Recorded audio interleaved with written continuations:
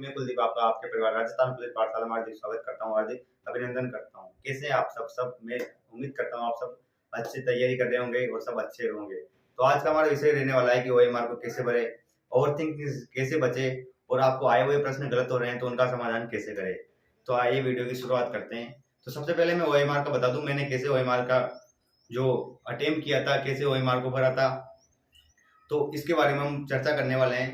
तो ओएमआर को सबसे पहले भरने से पहले आपको जो भी आपकी सीरीज है, तो सीरीज में जो भी आपकी सीरीज है, अगर ए सीरीज है तो आपको पेपर में को छांटने में कोई दिक्कत नहीं आएगी, क्योंकि ए सीरीज में सभी जो चीजें होती है वो सब पार्ट वाइज होती है, उसमें मिक्स क्वेश्चंस नहीं आते हैं। और आपने सबसे पहले जब ओएमआर भरते हैं तो आपको रोल नंबर का पूरा ध्यान रखना है, और रोल नंबर को जो रोल नंबर है उसी गोले में भरना है। आपका नाम का ध्यान रखना है। ऐसे नाम का कोई फर्क पड़ता नहीं है, क्योंकि मेरा खुद का नाम गलत हो चुका था, तो कोई दिक्कत नहीं है, नाम से कोई फर्क नहीं पड़ता है। आपका रोल नंबर, आपका बुकलेट सीरीज जो भी है वो सही होना चाहिए। उसके बाद मैं बता दूं, पेपर के अंदर ओएमआर का इस्तेमाल करते टाइम आप उसे कैसे कर सकते हैं। तो सबसे पहले मैंने कैसे भरा था ये मैं आपको बताता हूँ। मैंने सबसे पहले जो क्वेश्चन होते हैं, तो सबसे पहले 1, 2, 3 पेज के क्वेश्चन किए। 3 पेज के क्वेश्चन में जो क्वेश्चन मेरे को आए, उन क्वेश्चनों को मैंने राइट करके, और उनको जो भी मेरे कंफर्म थे क्वेश्चन, भाई ये क्वेश्चन मेरा सही है, तो मैंने 3 पेज करीबन 20-25 क्वेश्चन करके और सारे गोले उसमें भर दिए थे जो जो सही क्वेश्चन मेरे को आए थे। और आप 3 प्रकार के ऑप्शन का यूज कर सकते हैं पेपर के अंदर। जैसे अगर आपको क्वेश्चन आ रहा है, कंफर्म आ रहा है, तो उस पर राइट कर सकते हैं। अगर थोड़ा सस्पेंस में आप तो उस पर गोला कर सकते हैं, और आपको अगर बिल्कुल भी उसका आइडिया नहीं है तो उस पर आप क्रॉस लगा सकते हैं। इस प्रकार आपको अगर पेपर भरेंगे तो ओएमआर में आपको ज्यादा डिफिकल्टी नहीं होगी, आपका पेपर आसानी से होता जाएगा और आपका पेपर एक तरफ से होता चला जाएगा। और मैं आपको बता दूं, पेपर करने से पहले जो आपको अगर रीजनिंग का पार्ट है, तो रीजनिंग का पार्ट आपको सबसे बाद में करना है, क्योंकि रीजनिंग में अगर आप उलझ जाते हैं तो आपको दिक्कत दे सकती है रीजनिंग। तो रीजनिंग को आप सबसे बाद में करें।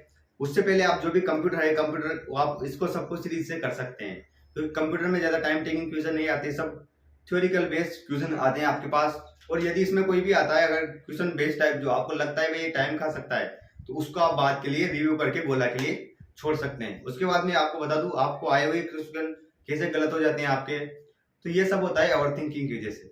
यदि आपको क्वेश्चन आ रहा है और आप सोच रहे हैं कि मेरे को क्वेश्चन नहीं आ रहा है, तो आप उसके बारे में अच्छे से थोड़ा सोच कर विचार करें, भाई ये मेरे को क्वेश्चन आता है कि नहीं आता है। अगर नहीं आता है तो आप उसमें रिस्क न ले, आप उसको सीधा सर छोड़ दे, क्योंकि उससे आपका माइनस नहीं होगा। माइनस मार्किंग बहुत इफेक्ट डालती है पेपर के अंदर, क्योंकि ये आपका स्कोर है उसको, बड़े हुए स्कोर को कम कर देती है और आपके सिलेक्शन को रोक सकती है।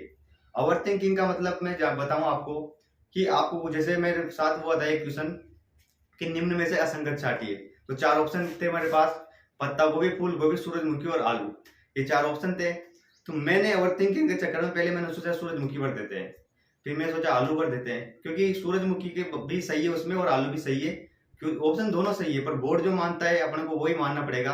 तो मैंने सोचा मैंने कि यार आलू धरती के नीचे आता है, और ये जो पत्ता गोभी, फूल गोभी और सूरजमुखी ये धरती के ऊपर आते हैं। तो मैंने ये वाला माइंडसेट लगा लिया, पर कि जब बोर्ड ने क्वेश्चन माना तो बोर्ड ने माना कि पत्ता गोभी, फूल गोभी और आलू तीनों सब्जियां है, और सूरजमुखी अलग से एक ये है, तो एक फूल है, तो ये अलग मानकर उन्होंने ये वाला क्वेश्चन सही माना। तो आपके ये इसी तरह से है ना, जो आए हुए क्वेश्चन है परीक्षा के अंदर वो भी गलत होते जाते हैं।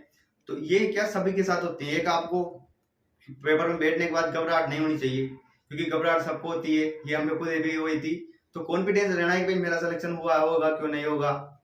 आपके पास बहुत कम दिन बचे हुए हैं, आपको टाइम खराब नहीं करना है। आप टाइम खराब करोगे तो आपका सिलेक्शन से दूर होते जाओगे। आपको जितना भी टाइम मिल रहा है ना, वो आपको जरूर करना है। मॉडल टेस्ट पेपर आपको 2 या 3 तो मॉडल टेस्ट पेपर आपको देने ही है, 1 या 2 तो रोजाना आपको लगाने ही है, क्योंकि इनसे आपका क्या लगातार आकलन होता रहेगा और आपको कॉन्फिडेंस रहेगा। तो इसी के साथ मैं वीडियो की समाप्ति करना चाहूंगा। जय हिंद।